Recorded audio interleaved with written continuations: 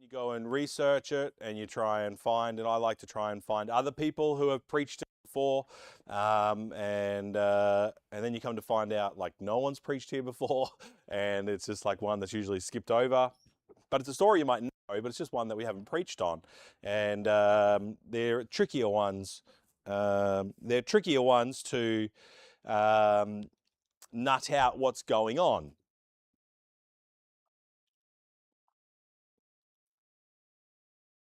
So Matthew 17, sorry, and verse number 22 says, "And while they abode in Galilee, Jesus came unto them. The Son of Man shall be betrayed, and said unto them, The Son of Man shall be betrayed into the hands of men, and they shall kill him, and the third day he shall rise again. And they were exceeding sorry. And when they were come to Capernaum, they that received tribute money came to Peter and said, Doth not your master pay tribute? And he said, Yes. And when he was come into the house, Jesus prevented him. Prevent means to pre-event, means he got in there first and said something before Peter even said something. It doesn't mean to stop and hinder. It means to get in first. Jesus prevented him, saying, What thinkest thou, Simon?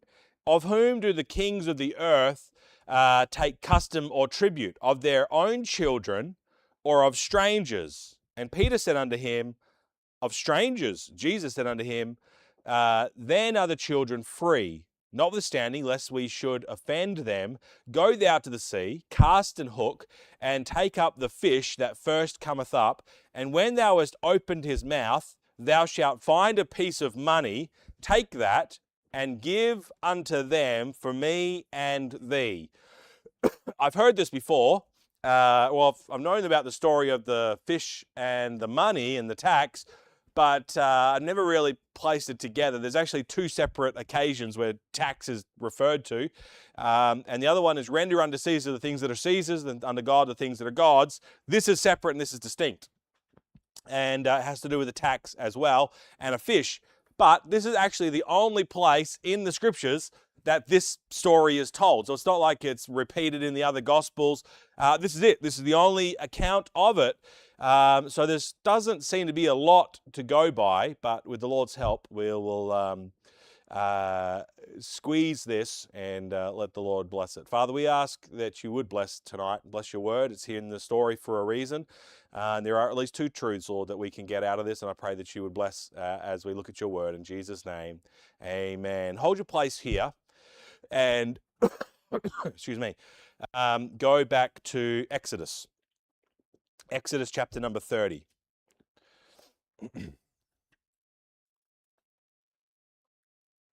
In Exodus 30 and verse number 11, it says this, The Lord spake unto Moses, saying, When thou takest the sum of the children of Israel after their number, when you take a census, that's really what's taking place. When you go count the people, just like we had with the census, he says, when you take the sum of the children of Israel after their number, then shall they give every man a ransom for his soul unto the Lord, when thou numberest them, that there be no plague among them when thou numberest them. This they shall give every one that passes among them that are numbered, half a shekel after the shekel of the sanctuary. A shekel is 20 gerahs, just in case you were wondering. And half shekel shall be the offering of the Lord. So a full shekel was the payment. Half a shekel went to the sanctuary, and a half shekel went to the offering of the Lord. It's like saying that the sacrifices that they would take, that the daily sacrifices and those things cost money. Well, there was a tax that they would take that went towards it. Half of the tax went towards the offering, half of it went to the actual maintenance of the sanctuary. That carried over into the temple. In verse 14, everyone that passes among them that are numbered from 20 years old and above shall give an offering to the Lord. And the rich shall not give more, and the poor shall not give less than half a shekel, when they give an offering unto the Lord to make an atonement for your souls. And thou shalt take the atonement money of the children of Israel, and shalt appoint it for the service of the tabernacle of the congregation. So it tells us what the money is to be used for, that it may be a memorial unto the children of Israel before the Lord to make an atonement for your souls. Now, when you come to Matthew, what is taking place, the tax that is being mentioned here, the tribute money, isn't just regular tax money. Later on in Matthew, you'll find that they say, should you pay tax unto tribute to Caesar? And that's where you get the famous line, render unto Caesar the things that are Caesar's, render unto God the things that are God's. But this one is different. This is the temple tax. And they come to in verse 24 of our passage, Matthew 17, and they were to come to Capernaum. They received tribute money. They that received the tribute money. The tribute money in the Greek is, there's a reason why I give you this word. It is, not in my notes. Why is it not in my notes? Didrachma.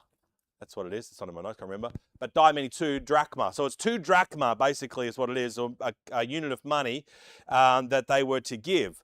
It would seem from what the passage is and the reading it out, that this is the money that would be used and collected to go towards the temple. That if they were a male 20 years and above, that you had to pay this. If you're rich, you were poor, doesn't matter. You had to pay this amount. This was the amount that was to be paid. And in Jesus' day, it was 2 drachma, didrachma, and that had to be paid. And then they asked Peter, does your master pay this tax? And Peter spoke offhandedly, said, yes, of course he does. And obviously Jesus wasn't with him when they asked Peter, but he answers on behalf of Jesus. And then Peter comes into the house, and Jesus, already knowing what took place, as he always does, says to Peter, before Peter can even say anything, Peter, got a question for you. The kings of the earth, do they take custom or tribute? Who do they take it off? Of their own children? Do they tax their own children? Or do they take it of strangers, people that are not of their household? And Peter says, well, they take it of strangers. And Jesus says, that's correct. Then are the children free?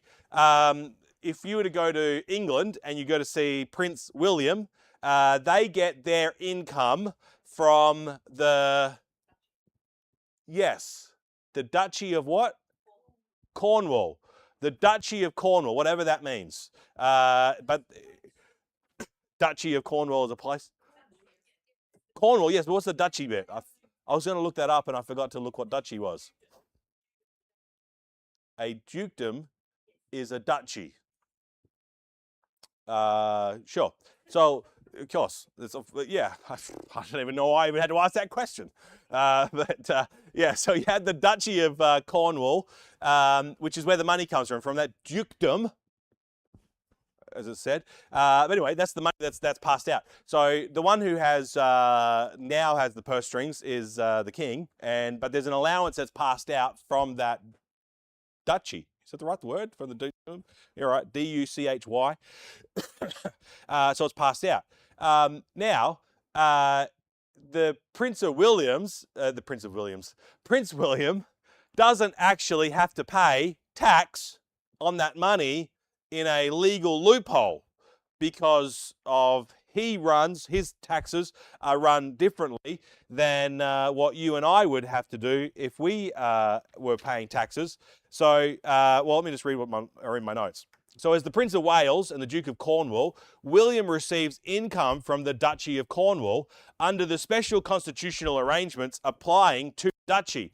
He is not legally liable for income tax on that duchy income in exactly the same way an ordinary taxpayer is. Nevertheless, he voluntarily pays income tax on his taxable duchy income. So he doesn't have to legally pay tax, but he pays tax on that income that comes in for being the Prince of wherever he is, Prince of Wales, that's what he is, the Prince of Wales, yes.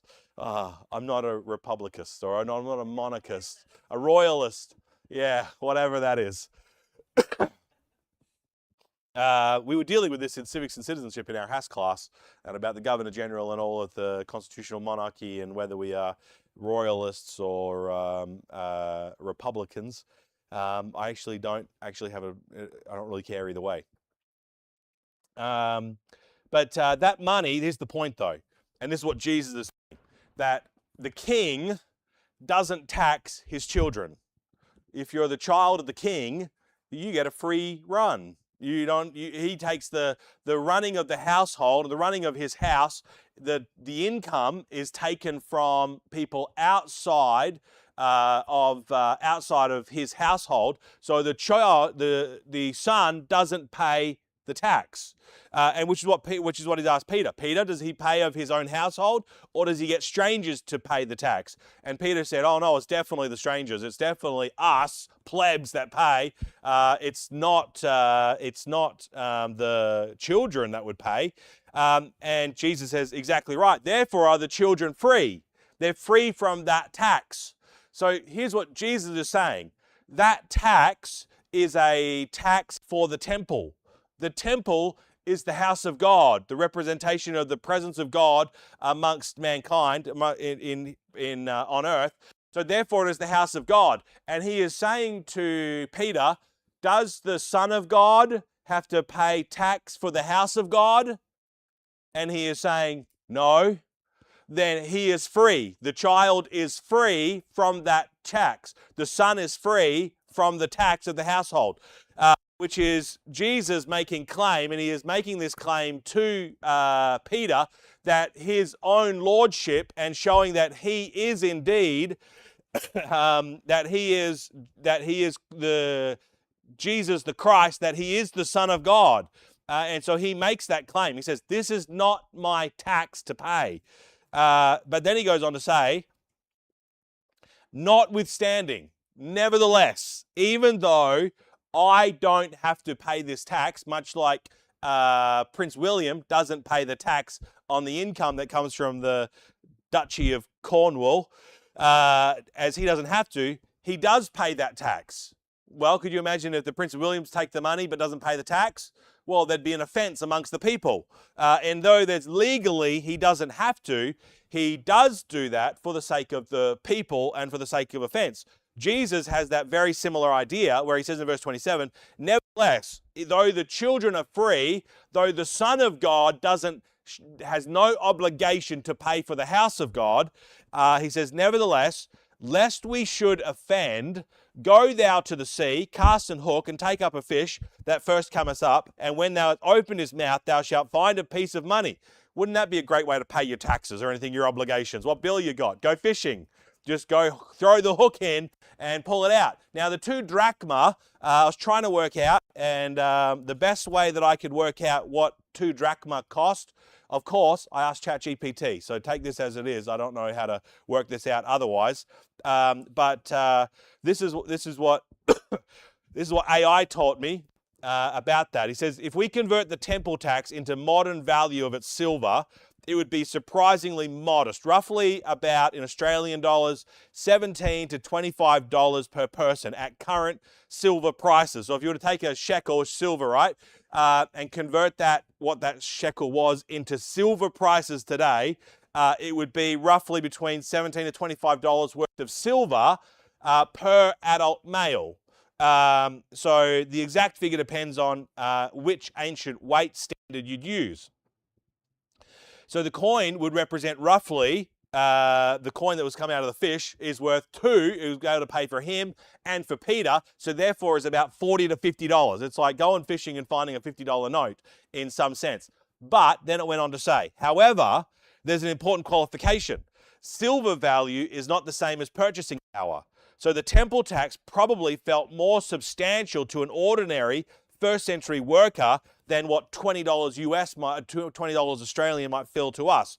A drachma was roughly 2 drachmas, and a drachma was approximately a day's wage for a labourer. Now, if you put it back into a day's labour, that's a lot more money. It's not just $20. Purchasing power, obviously, the cost of things gone up. We don't buy as much value is less. So it says a drachma roughly was 2 drachma, and a drachma was approximately a day's wage. Thus, the annual temple tax could be thought of broadly as about 2 days' wages. Now, that's going to vary from household to household, but you're more in the $400, $500, $600 maybe amount. So it's not quite as insignificant as $20 is if you're trying to go for $500 per person, depending on the wage. So in metal value today, about $20 to $25, but comparable economic burden, perhaps a couple of days' wages. You had to go look for 2 days' wages to pay that, and everyone had to pay it. And they come to Jesus to pay it, and he has an obligation, he has a right as the Son of God to say, this tax is not for me. It is my Father's house. It is not my tax to pay. It is your tax to pay. And so he has a right to dismiss that tax. But nevertheless, he says, lest we offend, go to the sea, go find the money, and I will pay and give them the money out of that, and give them for me and for thee. So Jesus pays it himself and pays for Peter, and he says for this reason, lest we should offend them. So which is quite an interesting part. There's two truths in this passage. Is one, the Christology of Jesus, that he is claiming here to be the Son of God. Not just from God, not just from heaven, but God the Son of God, that this house is his house, and that he is free from the tax imposed upon the children of Israel for that house. So there is a claim there about who Jesus is when he says that he is free from paying that tax. But then you also have Christian liberty. Just because someone is free to do something, he chooses, though, not to cause an offense, not to be an offense to those around him, and so he pays the money that he doesn't have to pay, but for the sake of those around him, he pays. And he doesn't want to cause an offense. That's where Christian liberty comes in. Friday, in our house class, dealing with the kids, with this kid over here, and if you remember this, or did you go to piano lessons? But we're looking in civics this term, or this unit of work in civics and citizenship, about democracy, and that democracy isn't just guaranteed. That a democracy is just because a country might vote doesn't mean that the country is democratically free and that you have freedoms. So it's more than just having the ability to vote. We learned that North Korea votes. And apparently the votes are like 90% in favor of the current government. Isn't that amazing? Everybody in North Korea is for their government. That may be a rigged election. So it's the way it's set out. So just because someone votes doesn't mean that there's democratic freedoms that are there, that a nation isn't just free because of the ability to vote, that a nation, is what we looked at, that we must protect the ability, we must protect democracy, and democracy rises and falls upon the citizens. That citizens are the ones that will raise a nation or denounce a nation. And ultimately, there's a biblical truth, and I wanted to linger with the students on Friday because there is a biblical truth to this. A nation isn't just great because it has strong military, and a nation isn't great just because it has wealth, and a nation isn't great just because it has free elections. Those things are all good, but what truly makes a great nation is morality and righteousness that you can have. We looked at Africa. Africa has lots of natural resources. They have gold, they have diamonds, and they have ore, and they have so many of the same resources that we have in Australia, and yet we in Australia are vastly advanced to what they are in Africa. So not just natural wealth and natural resources is enough to make a nation great. There's something else. Well, what's the difference between Australia and most of the countries in Africa? Well, most of the countries in Africa are as corrupt as can be. The politicians are corrupt. The people are corrupt. There's corruption all the way through and bribery and people taking things off for themselves. Over here, we have checks and balances to say, hey, we're not going to accept bribery and we're not going to accept those things. We need to have some righteousness built into our laws, and our nation has risen higher because of morality. Not to say that every single decision that's ever been made in the mining sector and the resource sector or any business transactions are completely honest, but as a general rule, there are checks and balances within our government to keep about things being righteous and honourable. So a nation doesn't just rise on the back of having natural resources. There is an element of righteousness that plays in, and morality. It's righteousness and morality that ultimately lifts a nation up. And that verse in Proverbs says that righteousness exalts a nation, but sin is a reproach to any people. Sin corrupts and brings down, but righteousness lifts up. And a nation is lifted up by righteousness and by its moral fabric. Well, a nation isn't just inherently righteous or sinful. A nation is righteous only if its people are righteous. So you have this that plays into it. Now, we mentioned on with the students, and I'm sort of half redoing what we looked at on Friday with the year 10s, is that Lord Moulton, we mentioned this before, and it fits in well with this, but Lord Moulton gave a speech back in the early 1900s, in 1921. It was recorded after his death in the Atlantic, and it was about law. His after dinner speech was about law and manners.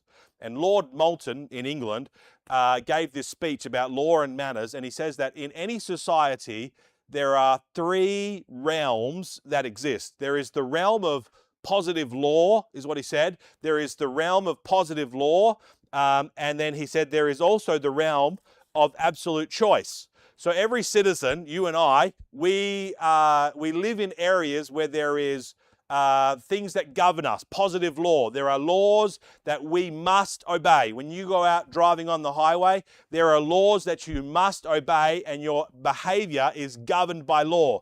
80 kilometres down Stoneville, 80 kilometres along Great Eastern Highway, 100 kilometres on Roe Highway, or 110 going out towards Northam.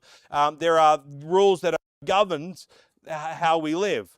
There are also things like paying your taxes, or stopping at a red light, or stealing, or complying with workplace safety laws, or registering a vehicle. All of those things are come under the positive law of that you have to do this.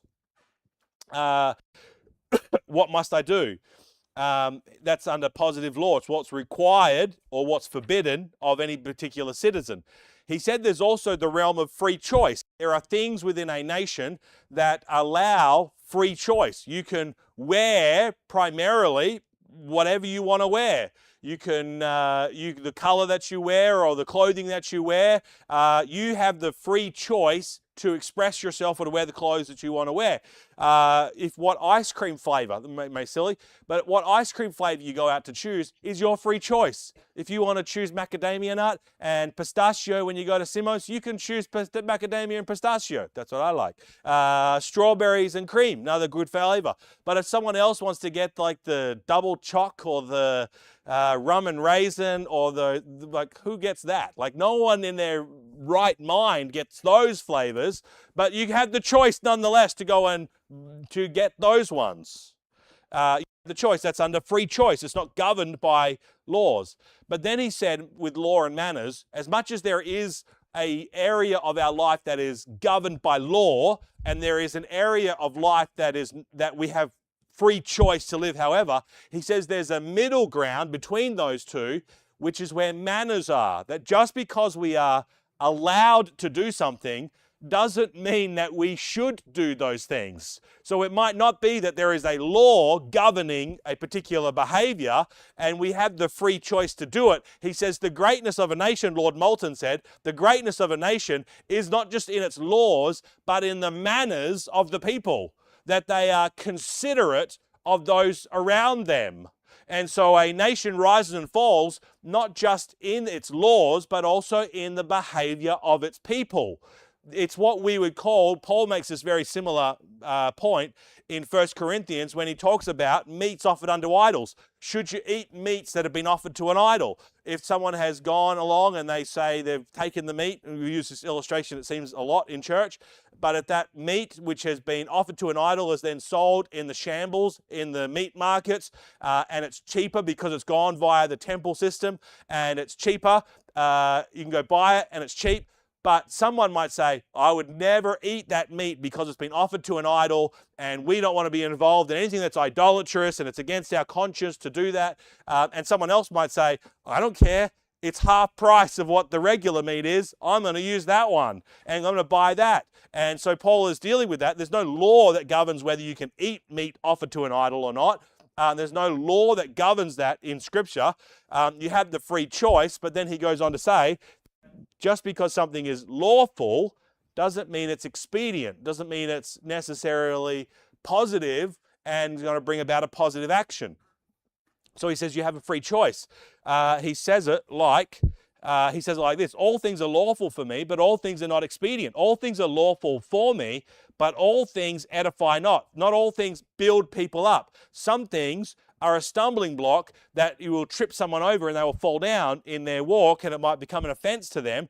All things edify not. Let no man seek his own, but every man another's wealth. What Paul is saying is pretty much the same thing as what Lord Moulton was saying, and Lord Moulton is probably copying off of Paul, who is saying that it's not just that you should be governed by what is allowed to do or what you can do, but actually what you ought to do. Should I do this? Ought I to do this? Is this in the best interest of those around me? It's not just saying, I have the right to do it, but rather to say, out of the best interest of those around me, I am going to exercise Christian liberty and not eat that meat and not partake in that meat when my friend is around because it's an offense to them. So out of consideration for my friend, I'm not going to eat the meat. And that's the point that Paul is making in a church. Not everything, all things might be lawful, but all things do not edify, and we ought not to let no man seek his own, but every man another's wealth. Be considerate of those around you and what might be an offense to them. What music you allow in your house might be different to the music that is allowed by someone else. So therefore, when you have people over, it's not just a matter of saying, well, this is the music that we listen to in our house. This is the music I listen to in my car. It's also being considerate about the music that someone else listens to. And they say, we don't listen to that type of music. It has drums, it's too worldly, or whatever the reasons they might be, that they don't agree with the music. The way of Christian liberty is to say, I don't have an issue with this music, but I know that my friend and my brother or my sister does. Therefore, I'm not going to play that music while they are in my presence. I will play this music by myself before me and God, but when they are here, I'm not going to. I'll play music that they are acceptable with, and it's acceptable to them. That's what it means to be considerate, to not causing an offense. And as much as Paul is making that point, we have a much better example than just Lord Moulton and the Apostle Paul, because Jesus himself lives the exact same way. He didn't have to pay the tax. He was not governed by that law as the Son of God and the tax of God's house, but he put aside his liberty and his freedom that he had. He put it aside, and he says, lest we should offend them, go pay the tax. Go pay the tax, because it's much better that I pay the tax than to cause an unnecessary offense amongst the Jewish people by not paying that tax, and it's much better that I just pay the tax. And so you have Jesus having all rights to not pay it, make a decision because he doesn't want to offend. He makes a decision that he will pay the money to not be an offense to those around him. Not only is Jesus showing that his Christology of who he actually is, he also shows us a practical way of living that Paul teaches, that we ought not just be considerate of ourselves and what we are legally have a right to do or not do, but we must also be considerate of those around us. be considerate of those around us and say, right, is this behavior, even though I have a right to not do or a right to do, is this going to be offensive and cause an unnecessary stumbling block to those around us? And Jesus looked at the situation and said, this is going to cause an unnecessary stumbling block, and I will choose to not be a stumbling block. I will choose not to offend for the sake of the people, and I will pay the tax even though I have no obligation to pay it. So Jesus sets an example here that Paul is teaching the same thing to the Corinthian church, and Lord Moulton was teaching to his citizens in that after dinner speech, is the same thing. That we might have liberty, we might have freedoms in some areas, but what is truly Christ-like is to lay aside our freedoms for the sake of those around us. We could say it like this: this fee, this cost that was on the people, Jesus he didn't have that cost, wasn't on him, that wage, but he took the cost on himself and for Peter, and he bears it and enters into their debt. Well, if we want to make a salvation application here, is that not ultimately what Jesus does?